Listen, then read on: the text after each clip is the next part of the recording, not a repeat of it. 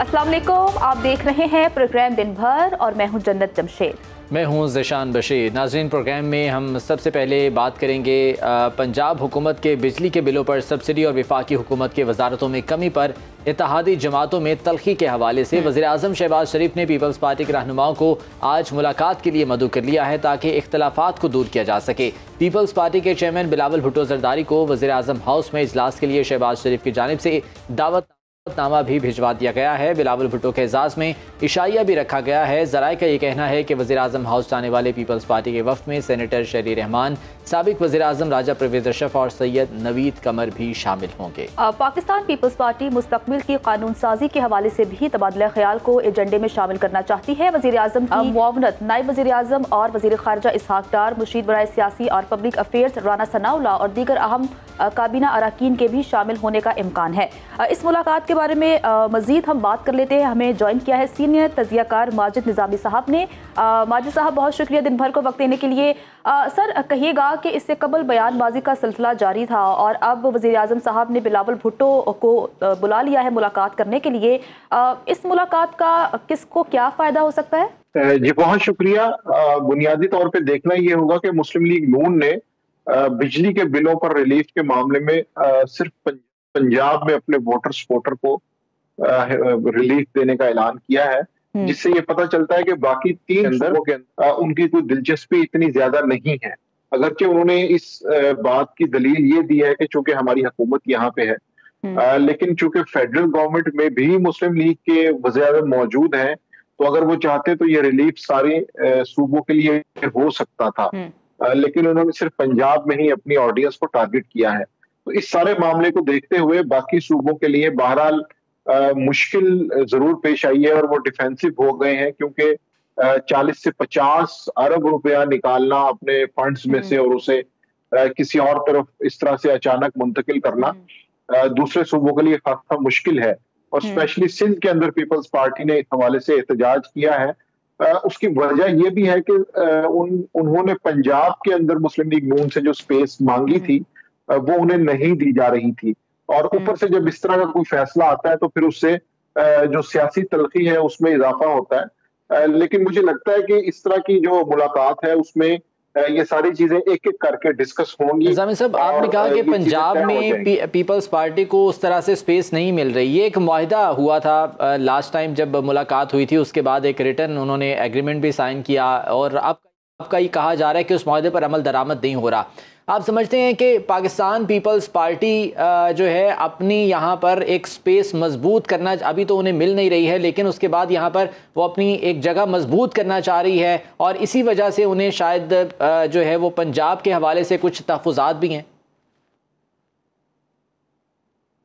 बिल्कुल, ये दुरुस्त है, लेकिन मैं इस मामले पे थोड़ी सी इख्तलाफी राय इसलिए भी रखता हूँ कि ये समझना कि कोई दूसरी सियासी जमात आपको अपने स्ट्रॉन्ग होल्ड के अंदर एक स्पेस देगी, मेरा ख्याल है ये मुनासिब नहीं होता। ये ऐसे ही है जैसे मुस्लिम लीग नून तवक्को करे कि वो पीपल्स पार्टी से अंदरूने सिंध में स्पेस मांगेगी और उन्हें मिल जाएगी।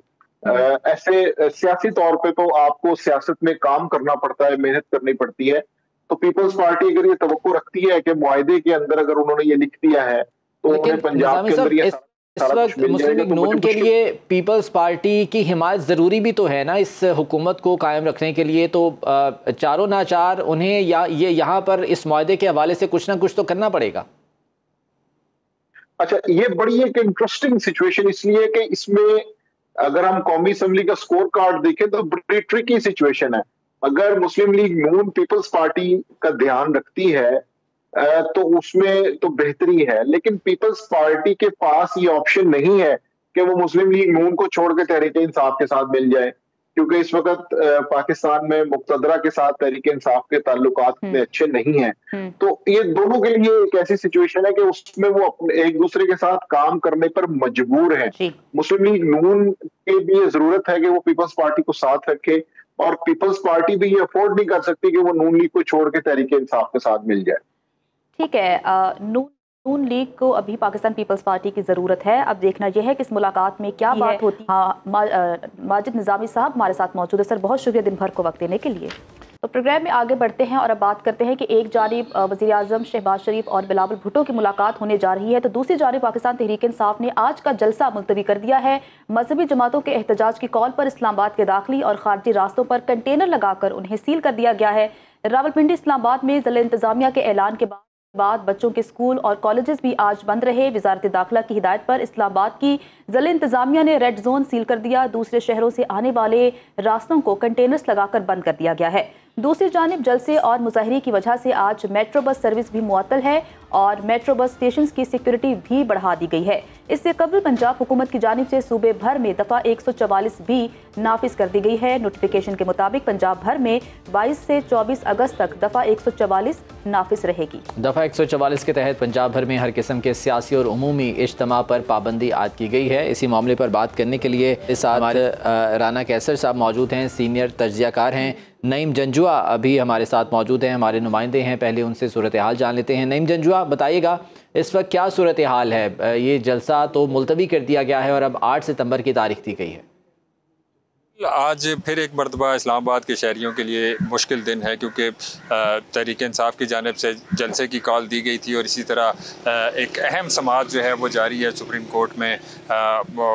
उसके हवाले से मजहबी जमातें जो हैं वो भी एक्सप्रेस चौक में जो है उन्होंने पहुंचने की कॉल दी हुई थी अपने कारकुनों को, और बड़ी तादाद में सुबह ही जो है वो कारकुन पहुंच भी गए थे मजहबी जमातों के।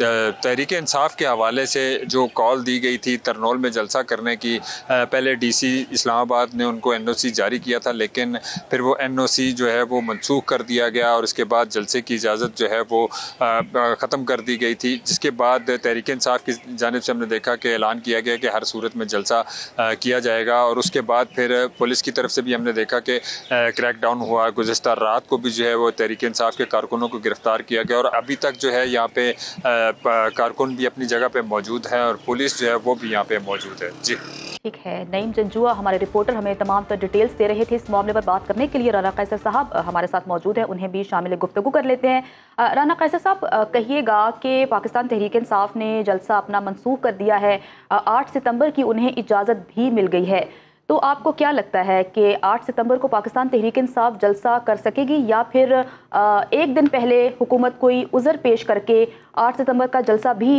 पाकिस्तान तहरीक इंसाफ से कैंसिल करवा लेगी? देखिए, आपने एक इशारा खुद दे दिया है कि अगर 8 सितंबर को जो इजाज़त दी गई है उसके बावजूद 7 सितंबर को ये कह दिया जाए कि सिक्योरिटी खदशात हैं और कोई और वजह है तो आपको जलसा नहीं करने दिया जाएगा, तो ये तो पीछे से हम देख रहे हैं, माजी में ऐसा ही होता आ रहा है। जब भी तहरीक इंसाफ जलसा करने जाती है, अपने सपोर्टर्स को, वोटर्स को मोबिलाइज़ करने जाती है, तो किसी न किसी हवाले से एक जो है अलर्ट जारी हो जाता है या किसी न किसी हवाले से ये कह दिया जाता है कि सेक्शन 144 जो है वो इम्पोज है। मेरा ख्याल है पाकिस्तान में जितना मजाक सेक्शन 144 का उड़ाया गया, शायद ही कानून की किसी और शिक का उड़ाया गया हो। आज भी आप देख लीजिए कि तहरीक इंसाफ को तो इजाज़त नहीं मिली, जबकि जिनके पास इजाज़त नहीं थी वो इस्लामाबाद में धरना दिए हुए हैं, और उसके साथ साथ इस्लामाबाद के तमाम रास्ते बंद है, दाखिली खारजी रास्ते, और जो रास्ते खुले भी हुए हैं, लिंक रोड्स हैं, वहाँ पे ट्रैफिक का इतना दबाव है कि लोगों को 30 मिनट का फासला जो होता था नॉर्मली वो 2-2, 3-3 घंटों में तय करना पड़ रहा है। तो ये बात तो बड़ी वाज़ेह है कि तहरीक इंसाफ के हवाले से हुकूमत इस हवाले से ये मौक़िफ़ भी देती है कि 9 मई करने वालों को हम जलसे की इजाज़त क्यों दें। असल रकम पाकिस्तान तहरीक इंसाफ के इंटरनल मामलात की बात करें तो आज अलीमा खान साहिबा का बड़ा अहम बयान सामने आया है। उनका कहना है कि फ़ैसले ये खुद करते हैं और कह देते हैं कि बानी पाकिस्तान तहरीक इंसाफ की हिदायत के मुताबिक फ़ैसले किए जा रहे हैं। इस पर आप क्या कॉमेंट करेंगे कि इससे इख्तलाफात मज़ीद बढ़ेंगे पार्टी के अंदर? नहीं, मेरा ख्याल है कि ये एक सिचुएशन ऐसी है जिस पे बहुत सारे सवालात आज उठाए जा रहे हैं कि नॉर्मली जो जेल मैनुअल है उसके मुताबिक मुलाकात का वक्त गालिबन 10 बजे सुबह के बाद शुरू होता है, लेकिन आज मेरी इतलात ये हैं, हमारे कुछ रिपोर्टर्स जो काम कर रहे हैं इस चीज़ पे उन्होंने मुझे बताया कि अलल सुबह आज आज़म सवाती और बैरिस्टर गौहर साहब जो हैं वो अडियाला जेल पहुंच गए विदाउट एनी स्केजुअल, और वो टाइम भी नहीं होता मुलाकातों का। उस मुलाकात करवाने के लिए जेल के दरवाजे भी खोल दिए गए, इंतजामात भी हो गए। अब क्या वाकई ये मुलाकात हुई है या नहीं, इस पे अलीमा खान साहबा का भी एक बयान सामने आ चुका है जिस पे उन्होंने सवाल उठाया कि ये मुलाकात नहीं हुई। अभी एक और मुलाकात, जो कि आज मुलाकातों का दिन है, बानी तहरीक इंसाफ के साथ उनकी पार्टी के लोग कर रहे हैं, तो कुछ लोग इस वक्त वहाँ पे मौजूद थे। अभी थोड़ी देर तक ये बात सामने आ जाएगी कि वाकई ये मुलाकात हुई है और ये जो पोस्टपोन किया गया या कैंसिल किया गया आज का जलसा, ये वाकई बानी तहरीक इंसाफ की हिदायत के मुताबिक था या कोई पैगाम रसानी हुई है। ये भी मैं विद इन कोट्स बात कर रहा हूँ, पैगाम रसानी। तो ये बहुत सारी बातें हैं जिनको अभी हम थोड़ी देर बाद तजिया कर सकेंगे कि जब वहाँ से लोग मुलाकात के बाद बाहर आएंगे और वो क्या कहते हैं, क्या वो इस मुलाकात होने को एंडोर्स करते हैं और क्या ये भी एंडोर्स करते हैं कि वाकई बानी तहरीक इंसाफ जो है उन्होंने कहा था कि आज का जलसा जो है वो मनसूख कर दिया जाए। राना साहब, पहले 5 अगस्त को जलसा जो कि कैंसिल हुआ, सवाबी में जलसा किया गया, उसके बाद 21 अगस्त का जलसा और अब 8 सितंबर की तारीख दी गई है। आपको नहीं लगता कि तहरीक इंसाफ के जो कारकुनान हैं उनमें भी इससे बेचैनी मज़ीद फैल रही है और मायूसी भी फैल रही है, बजाय इसके कि दोबारा से जलसा जो है वो कैंसिल किया जाए? तहरीक इंसाफ को कोई ऑल्टरनेट लाहेअमल इस सिलसिले में अपनाना चाहिए, लाइक वो KP में जलसा कर सकते हैं या ऐसी जगह पर कर सकते हैं जहाँ पर उन्हें आसानी से इजाज़त भी मिल जाए। जी बिल्कुल, आप ठीक कह रहे हैं। ये एक खदशा तो मौजूद है और एक बेचैनी की जो कैफियत है वो तहरीक इंसाफ के वर्कर्स, सपोर्टर्स के अंदर आएगी, डेफिनेटली आएगी। चूँकि जैसे मैंने आपसे कहा कि आज एक ऐसी सूरत हाल डेवलप हुई मुलाकात के हवाले से कि आज़म स्वाति साहब ने बैरिस्टर गौहर की मौजूदगी में सुबह यह ऐलान कर दिया कि आज का जलसा मनसूख। उसके बाद अलीमा खान साहिबा जो बानी तहरीक इंसाफ की करीब हैं, उनकी बहन है, उन्होंने कहा कि ये नहीं मुलाकात हुई, खदशात का इज़हार किया। तो अब ये नज़र आ रहा है कि जैसे पार्टी के अंदर कोई इख्तलाफात है। क्या ये एक इमेज क्रिएट किया जा रहा है या करवाया जा रहा है कि पार्टी के अंदर इख्तलाफात हैं और इसकी बुनियाद पर बेचैनी पैदा की जाए तहरीक इंसाफ के वोटर्स और सपोर्टर्स जो अभी तक मुत्हद हैं, उनकी लीडरशिप भी, तो वो किसी तरीके से इंतशार का शिकार हो जाए? तो ये एक सिचुएशन है, इसको एनालाइज करना चाहिए हमें और हम कर भी रहे हैं, जैसे अभी हमने भी बात की है कि एक ऐसी सूरत हाल है। हाँ, दूसरी बात यह है कि पाकिस्तान तहरीक इंसाफ की जो क़यादत इस वक्त जेलों से बाहर है और जो पार्टी अफेयर्स को चला रहे हैं on the directions of their founder chairman, उनको भी ये देखना है कि once they take a decision तो उनको मालूम होना चाहिए कि हुकूमत किसी न किसी बहाने से, किसी न किसी वजह से उनके जलसे को ताखीर का शिकार कर देते हैं या कैंसिल कर देते, तो उनके पास देखा है माजी में कि हाँ बिल्कुल ऐसा ही है। माजी में भी पाकिस्तान तहरीक इंसाफ ने जब भी जलसे का ऐलान किया है तो हुकूमत की जानिब से कहा गया है कि हम जलसे की इजाज़त नहीं देंगे, चाहे उसके बाद भी जो है वो तहफ़्फ़ुज़ात पेश किए जाएं। राना कैसर साहब हमारे साथ मौजूद है। सर बहुत शुक्रिया दिन भर को वक्त देने के लिए। प्रोग्राम में आगे बढ़ते हैं और कुछ सिक्योरिटी मामलात पर बात कर लेते हैं कि पाकिस्तान में अफगानिस्तान से लाए जाने वाले गैर मुल्की असलहे के इस्तेमाल के सबूत एक बार फिर मंजर-ए-आम पर आ गए हैं। अफगानिस्तान से पाकिस्तान में दहशतगर्दों को हथियारों की फराहमी ने खित्ते की सलामती को खातिर खा नुकसान पहुँचाया। अफवाज पाकिस्तान गुज़श्ता 2 दिहाइयों से दहशतगर्दी के खिलाफ जंग में मसरूफ़ है। हाल ही में पाकिस्तान में अफगान सरजमीन से होने वाली दहशतगर्दी के वाक़यात में तेज़ी से इजाफा हुआ है। अफगानिस्तान से दहशतगर्द न सिर्फ पाक अफगान सरहद के जरिए दर अंदाजी की कोशिश करते हैं बल्कि सिक्योरिटी फोर्सेस के साथ साथ मासूम शहरियों को भी निशाना बनाते हैं। पाकिस्तान से मुतादिद बार अफगानिस्तान को इन दहशतगर्द कार्रवाइयों के हवाले से वार्निंग भी जारी की गई है। मुल्क में जारी फितना खवारिश की कार्रवाइयाँ खित्ते के अमन और सलामती खतरा हैं। इसी बारे में बात करने के लिए हमारे साथ मौजूद हैं सीनियर दिफाई तजज़ियाकार अब्दुल्ला हमीद गुल साहब। अब्दुल्ला साहब बहुत शुक्रिया आपके वक्त का। पाकिस्तान ने हमेशा ये मामला उठाया कि अफ़गानिस्तान से दहशतगर्दी इंपोर्ट की जाती है पाकिस्तान में, और एक बार फिर से शवाहिद के साथ ये चीज़ साबित हो गई है। गैर मुल्की असलहा जो कि वहाँ से दहशतगर्दी में यूज़ होता है, जो पाक फ़ौज कर रही है वो तो लायक तहसीन है क्योंकि कुर्बानियाँ भी पेश की जा रही हैं। और ना पॉलिटिकल लेवल किस किस्म के हमें जो है वो कोशिशों की और इक़दामात की ज़रूरत है?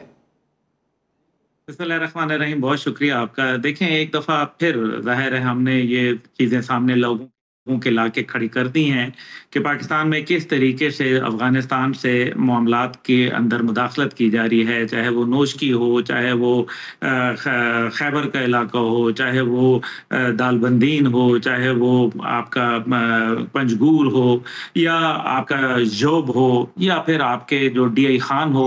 ये वो तमाम इलाके हैं जिसके अंदर मुसलसल दहशत गर्दाना कार्रवाइयाँ हो रही हैं।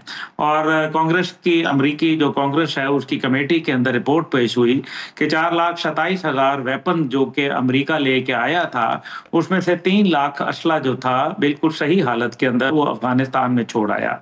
साथ ही साथ वो ये भी तस्लीम करते हैं कि 2021 के जब इनखला हुआ तो उसके बाद से लेके आज तक वो उनकी मुआवनत के अंदर, जो कि दिफाई सतह के ऊपर मुआवनत है, 18.5 बिलियन डॉलर जो है वो खर्च कर चुके हैं।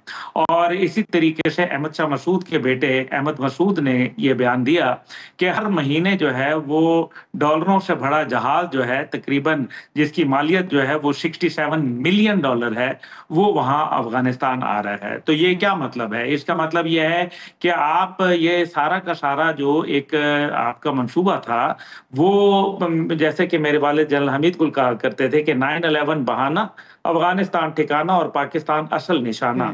तो फिर इसका मतलब यह है कि पाकिस्तान ही निशाना है ना, क्योंकि एक न्यूक्लियर पाकिस्तान, एक मजबूत पाकिस्तान वो नहीं देख सकते। उनको पता है कि एक मुआशी तरक्की की राह जो हमने शुरू की है, सी पैक है, बेल्ट एंड रोड इनिशिएटिव है, वस्ती एशियाई तिजारती मार्केट्स हैं, उन तक जो हमारी एक्सेस है, वो चाहे कैजा 1000 प्रोजेक्ट बिजली का हो या टैपी गैस मंसूबा हो, ये तमाम के तमाम पाकिस्तान की मईशत को बेहतरी की तरफ ले जा सकते हैं। और पाकिस्तान के अंदर भी जो इंतशार अंदर से पैदा किया गया, ये सब एक उसी के शाखसाने हैं। और खुद सारा एडम जो कि CIA की एक फॉर्मर ऑपरेटर रही हैं, बड़ी हाई लेवल वो अफसर थी, उन्होंने अपने 3 घंटे के एक पॉडकास्ट में हालिया कहा कि हम पश्तूनिस्तान बनाने के लिए बाकायदा CIA ने एक यूनिट कायम की है और उसका काम ही यही है कि वो पश्तून इलाकों को जो है वो अलहदा कर ले। और फिर इससे पहले अगर चले जाए तो 2006 के अंदर कर्नल रैल्फ पीटर ने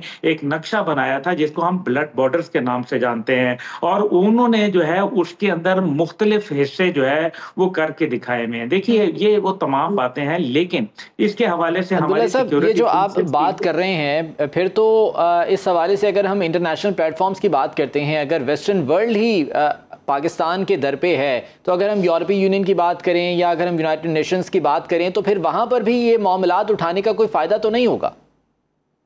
देखें, फायदा तो जरूर होता है। अभी आप देखें इंटरनेशनल कोर्ट ऑफ जस्टिस के अंदर जब साउथ अफ्रीका मुकदमा लेके गया इसराइल के खिलाफ, तो फायदा तो हुआ। ये नहीं है आज नहीं, लेकिन कल बेंजामिन नेतन्याहू पकड़ा जाएगा, कहीं भी दुनिया में जाएगा, उसके लिए एक अजाब जरूर बनेगा। और यकीनन वक्त बदलते देर नहीं लगती। इसलिए मैं ये समझता हूँ कि हमें अपने साबित कदमी रखनी चाहिए। कल भी जो आर्मी चीफ साहब ने जो बयान किया नौजवान नस्ल के साथ, वो बड़ा खूबसूरत बयान था। और फिर अब आप देखें कि असला कौन सी साख्त का है, RPG उसके अंदर है, और इसी तरीके से एंटी टैंक, एंटी जो पर्सनल गाड़ियों के खिलाफ, उसके अंदर M4 rifles, A4 rifles, M16 rifles, उसके अंदर स्नाइपर राइफल्स, उसके अंदर जदीद किस्म की साख्त के hand grenades, shoulder fired rockets, ये तमाम चीजें जो हैं, ये तो अब्दुल्ला साहब, फिर सवाल तो यहाँ पर ये भी उठता है ना कि ये तमाम तर असलहा वहाँ पर आ कहाँ से रहा है? ये वो ज़ख़ीरा तो अब इतनी देर तो नहीं रहेगा ना जो कि वहाँ पर छोड़ के चले गए थे अमेरिकन सोल्जर्स।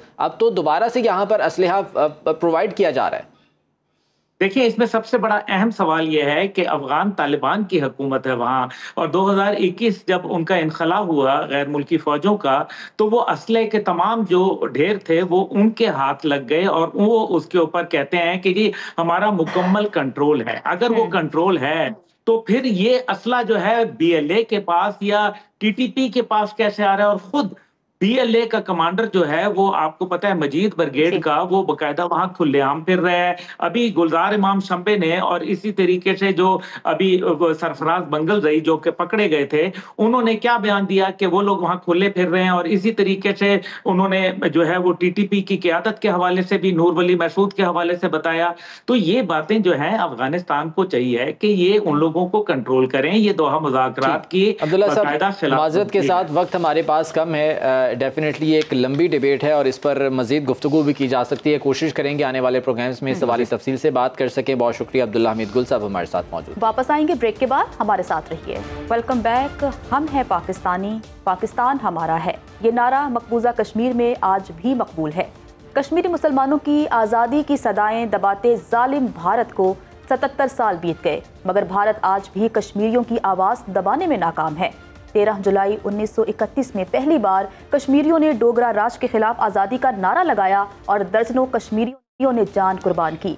पहले डोगरा राज और फिर भारत 1931 में कश्मीर की तहरीक आज़ादी के आगाज से लेकर आज तक तकरीबन 9 दिहाइयों से ज़ायद अरसे में 6 लाख कश्मीरी शहीद हो चुके हैं। लाखों खवातीन बेवा हुई और हजारों लापता हुए।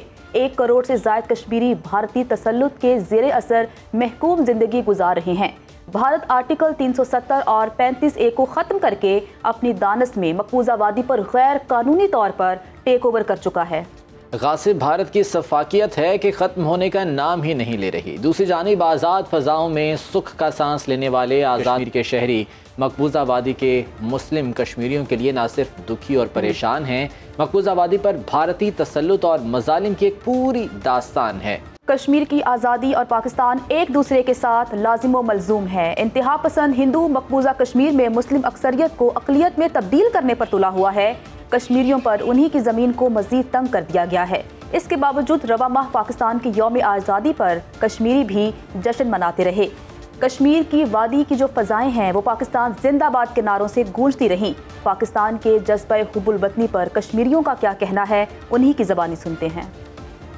जिस तरह सईद अली शाह गिलानी का नारा था कि हम पाकिस्तानी हैं, पाकिस्तान हमारा है, पाकिस्तान से हमारा एक मजबूत रिश्ता है। इस मुल्क की खातिर आज भी हमें कोई कुर्बानी देनी पड़ती है हमारे बच्चों को, तो हम इससे दरेग नहीं करेंगे। कश्मीर के अंदर भी इस वक्त भी वहाँ का बच्चा जो है यही चाहता है कि कश्मीर आज़ाद होकर पाकिस्तान के साथ इसका इल्हाक हो। जो मोदी सरकार है उसने कश्मीर को एक जेल में जो है वो बदल दिया है, तो उससे जो कश्मीरियों के जो हौसले हैं वो पस्त बिल्कुल नहीं हुए। और अब नया ढोंग जो रचाने जा रहा है इंडियन गवर्नमेंट इलेक्शन की सूरत में, कश्मीरी उसको जो है वो किसी सूरत कबूल नहीं करेंगे। कश्मीरी नौजवान जो है वो पाकिस्तान के साथ खड़ा है, कल भी खड़ा था और इंशाल्लाह मुस्तकबिल में भी वो पाकिस्तान के साथ जो है वो खड़ा हो जाएगा। मकबूजा कश्मीर के अंदर देखा जाए 370 और 35A के बाद हिंदू कम्युनिटी वहाँ पे, सिख कम्युनिटी वहाँ पे आके ज़मीनें खरीद रही है, वहाँ पे उनको ज़बरदस्ती घुसाया जा रहा है। आज़ाद कश्मीर के अंदर देखा जाए तो यहाँ पे ऐसी कोई बात नहीं कि यहाँ पे उसी तरह अक़वाम मुत्तहिदा की करारदाद के मुताबिक आज तक मामला चल रहे हैं। कश्मीरियों ने जमकर 1947 से लेकर आज तक पाकिस्तान के साथ तलाक रखा हुआ है। हम इलाके पाकिस्तान के साथ इसलिए खड़े हैं कि हम यहाँ आज़ाद हैं। 7 लाख फौज जो कश्मीर में रखी हुई है वो सिर्फ कश्मीरियों को दबाने की रखी हुई है। कश्मीर में जो इलेक्शन जो मोदी कर रहा है, मेरा ख्याल है ये सरासर जुल्म है। हमारे बुजुर्गान ने इस बात के लिए बहुत सी कुर्बानी दी कि हमारा मुल्क जो है पाकिस्तान, उसके साथ हमारा इलाका हो जाए। आज भी जो शहीद होता है वहाँ पे, तो उनकी जो जिस्म होता है वो उसको पाकिस्तानी परचम में लिपटा कर ही उसको कब्र में उतारा जाता है, इस उम्मीद से कि एक दिन हम भी आज़ादी की किरण देखेंगे और हमारा मुल्क जो है पाकिस्तान हमारा उससे लाख हो जाएगा। इसी बारे में बात करेंगे। हमारे साथ मौजूद हैं अब्दुल माजिद खान साहब, वज़ीर ख़जाना है आज़ाद कश्मीर के। इसके अलावा पीर मज़हर सईद साहब ने भी हमें ज्वाइन किया है। बहुत शुक्रिया आप दोनों मेहमानों का। अब्दुल माजिद साहब, आपसे गुफ्तगू का आगाज़ करना चाहूँगा। कश्मीरियों की जद्दोजहद जारी है और आज़ादी तक यकीनन जो है वो जारी रहेगी और आज़ादी की सुबह एक दिन तलू होगी, ये हमारा ईमान है। आज भी वो पाकिस्तान के साथ हैं और पाकिस्तान जिंदाबाद के नारे वादी में गूंजते हैं। क्या कहेंगे आप उनकी जद्दोजहद के हवाले से? बिस्मिल्लाहिर्रहमानिर्रहीम। सबसे पहले तो मैं आपके करता चलूँ कि अहले कश्मीर वो कौम है जिसने अपने आप को पाकिस्तान के साथ क्या में पाकिस्तान से पहले जोड़ दिया। और आज भी अगर मकबूजा कश्मीर में कोई शहादत होती है तो उसको सबसे लाली परचम के अंदर उसकी तदफीन की जाती है। ये इस बात की गमाजी है कि अहले कश्मीर अपने दिल पाकिस्तान के क़याम से पहले पाकिस्तान के साथ जोड़ चुके हैं। हमें कभी भी नरेंद्र मोदी या उसकी गवर्नमेंट से, इससे पहले जितने भी हिंदुस्तान के अंदर गवर्नमेंट्स आई हैं, उनसे कोई खैर की तवक्को नहीं रही। जो अपनी लीडरशिप के फैसलों का पास ना कर सकें, जो चीज़ वो यूनाइटेड नेशंस में लेके गए उसके ऊपर वो अमल दरामद ना कर सकें, अहले कश्मीर को उनका हक़ खुदरादियत देने से कासिर रहे। वहाँ पर जिस किस्म के इन्होंने कवानीन का इतलाक़ किया जिससे वहाँ की डेमोग्राफी को चेंज करने की साजिश की गई, एक मनसूबा पहले गुजरात में बना, फिर उसी मनसूबे की तकमील के लिए रियासत के अंदर इसको अमल दरामद कराने की कोशिश की गई। लेकिन आप अहले कश्मीर को सलाम पेश कीजिए कि नरेंद्र मोदी के अरबों रुपए के पैकेजेस को भी उन्होंने जूते की नोक पे रखा, उनकी तमाम ऑफर्स को भी जूते की नोक पे रखा और सिर्फ एक ही चीज़ को लेके चले जो सईद अली गिलानी ने उनको नारा दिया कि हम पाकिस्तानी और पाकिस्तान हमारा है। ये हमारे ईमान का हिस्सा है कश्मीर के। लाइन ऑफ कंट्रोल के इस तरफ या लाइन ऑफ कंट्रोल के उस तरफ अगर आप देखें तो ये एक जज्बा मौजूद है। और आज भी जिस जोश व खरोश से पाकिस्तान का यौम जमहूरिया वहाँ मनाया गया और जिस हकारत से हिंदुस्तान का यौम जमहूरिया मनाया गया, ये आपके सामने एक वाज़ह मिसाल है। इस वक्त अगर आप ह्यूमन राइट्स की रिपोर्ट्स देखें जो 5 अगस्त की है और 31 जुलाई की है, ये क्लियर इंडिकेशन है कि हिंदुस्तान की 9 लाख फौज वहां पर लोगों के हकूक को सल्ब कर रही है, उनको राइट टू सेल्फ डिटर्मिनेशन देने से कासिर है। वहां पर जिस किस्म के कानून का इतलाक करके वहाँ की आप सही कह रहे हैं, वेस्टर्न वर्ल्ड को पता है कि किस तरह से कश्मीरी जो हैं वो मोदी बर्बरियत का जो है वो सामना कर रहे हैं। पीर मजहर साहब, मैं आपकी तरफ आऊँगी, आप इस बारे में क्या कहेंगे? हम सब जानते हैं कि जो मकबूजा कश्मीर में रहने वाले कश्मीरी हैं वो ख़ुद को पाकिस्तानी कहते हैं और वो 14 अगस्त को ही आज़ादी का दिन मनाते हैं। पूरी दुनिया क्यों खामोश है? क्या जो कश्मीरी हैं वो अपना पॉइंट पूरी दुनिया के सामने रखने में कोई कोताही कर रहे हैं? बिस्मिल्लाहिर्रहमानिर्रहीम। देखें जी, कश्मीरी अपना पॉइंट रखने में कोई कोताही नहीं की उन्होंने। दुनिया में इंसाफ के पैमाने डबल हो चुके हैं और इन इंसाफ के दोहरे पैमानों ने कश्मीर वालों को आज तक जुल्म की चक्की में दबाया हुआ है। वरना जो अक़वाम मुत्तहिदा की करारदादें हैं, उन करारदादों की रोशनी में अगर आप पूछ लें कि मोदी साहब ने उन करारदादों को रद्दी की टोकरी में डाला है, तो होना तो ये चाहिए था कि गुजरात के कसाई को भी आलमी दुनिया इसी तरह रद्दी की टोकरी में फेंकती जिस तरह उसने आलमी दुनिया की करारदादों को रद्दी की टोकरी में फेंका है। बाकी पाकिस्तान और कश्मीर का, पाकिस्तान और इंडिया का कोई मवासना नहीं हो सकता। आज़ाद कश्मीर में आवाम को हर तरह की मुकम्मल आज़ादी हासिल है। मैं आपको एक सिंपल सी मिसाल देता हूँ कि पिछले दिनों हमारे यहाँ रावला कोट में एक फुटबॉल टूर्नामेंट हुआ और बिला मुबालगा आप मीडिया से उसको कवर करके देख लें, आप काउंटर चेकिंग करके देख लें, कोई 20 से 30 हज़ार का क्राउड था। एक फौजी बाहर स्टेडियम के नहीं लगा हुआ था, किसी की जान को कोई खतरा नहीं था, किसी की हुर्मत को पामाल होने का कोई अंदेशा नहीं था, किसी के माल को कोई खदशा नहीं था। और 20 से 30 हज़ार कश्मीरी, जिसमें खवातीन और बच्चों की बड़ी तादाद थी, और वो उस मैच को एंजॉय कर रहे थे। और उसके इख्तिताम पर पाकिस्तान का झंडा लहराया गया, साथ कश्मीर का झंडा लहराया गया। क्या श्रीनगर में इंडिया के झंडे के साथ कोई और झंडा कश्मीरी लहरा सकते हैं? इसी तरह वहां पर पाकिस्तान के साथ साथ कश्मीर जिंदाबाद के नारे लगे, कश्मीर पाइंदाबाद के नारे लगे। क्या इस तरह की आज़ादी श्रीनगर में किसी को मिली जा सकती है? क्या इस तरह का एक टूर्नामेंट वहां फौजी निगरानी के बगैर मुमकिन, क्या मुनाकिद होना मुमकिन भी है? फिर आप दूसरी तरफ देखिए कि वहां जो नौजवानों की हालत है। अभी पिछले दिनों शोपियां के एक नौजवान की वीडियो और तस्वीर वायरल हुई, डॉक्टर मंसूर अहमद की। वो PhD है और उन्होंने खुश्क मेवाजात की रेडियां लगाई हुई, जबकि हमारे यहाँ नौजवानों को पाकिस्तान के अंदर भी उन्हें पूरे हुकूक हासिल है, आज़ाद कश्मीर के अंदर भी उनको पूरे हुकूक हासिल है। और इंडिया जो कुछ कर रहा है वो तो सारी दुनिया के सामने है जी। कश्मीर का जो अवाम है वो ये फैसला कर चुके हैं कि हम किसी भी सूरत, इंडिया टेक्निकल अंदाज में आए या जालिमाना अंदाज में आए, जैसे अभी उन्होंने 370A खत्म की, 35A को छेड़ा, पहले उसको इंतजामी तौर पर ऑर्डर के तहत खत्म किया, फिर असेंबली में ले जाकर किया।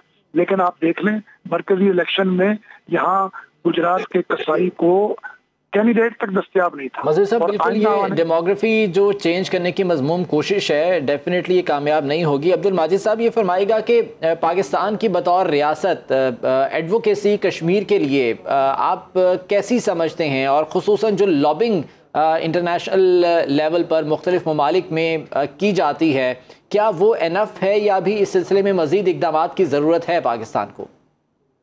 देखें, इसमें सबसे बुनियादी चीज़ ये है कि पाकिस्तान को हम क़िबला अव्वल के बाद अपने लिए सबसे मोहतरम जगह समझते हैं, और यही एक वजह है कि अहले कश्मीर का पाकिस्तान के ऊपर एक बहुत बड़ा यकीन है। और हमेशा पाकिस्तान में जो भी सियासी क़यादत या फ़ौजी क़यादत आई, उन्होंने अपने हर चीज़ को बाला ताक रख के अहले कश्मीर को कभी भी मायूस नहीं किया। पूरी दुनिया के अंदर हमेशा मसला कश्मीर को हर सतह पर उजागर करने में हमारे फॉरेन ऑफिस का एक बड़ा पॉजिटिव रोल रहा है, हमारी क़यादत का बड़ा पॉजिटिव रोल रहा है, और हमारी फौजी क़यादत का बड़ा पॉजिटिव रोल रहा है।